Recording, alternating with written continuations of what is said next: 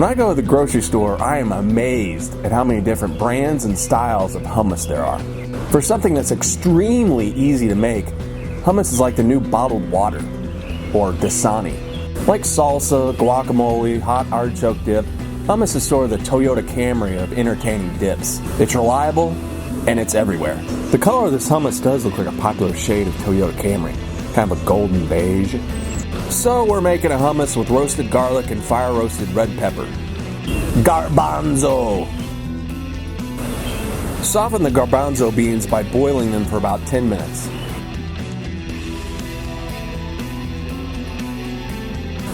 Roast garlic by cutting the top off, drizzling it with olive oil, and roasting it in a 400-degree oven for about half an hour. You could buy a can of roasted red pepper, but sometimes it's nice, if you have the time, to just roll the red pepper over an open flame. Something about this activity is extremely satisfying. You may feel like you're burning it. You are. Burning it to hell. Then place it in a bowl and cover it for about 10 minutes. This steams the red pepper, releasing the charred skin from the flesh. Man, that sounds evil.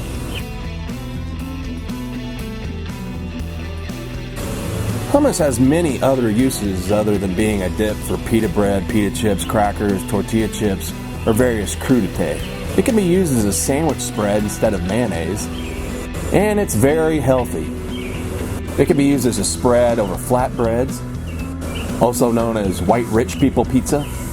It's extremely low fat and high in protein and dietary fiber and manganese, if that's what you're looking for. Dietary fiber. Run it under cold water and the skin should just slough right off. The cloves of garlic should just squeeze out like hot garlic toothpaste.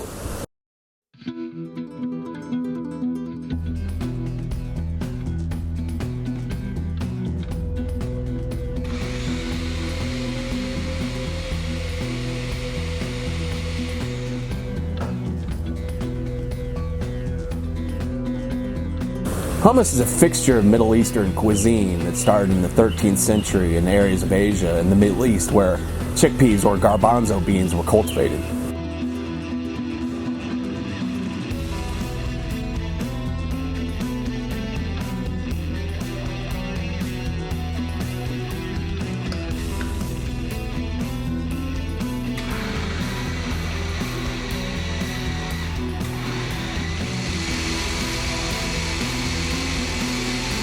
Tahini is one of the main ingredients for making authentic hummus.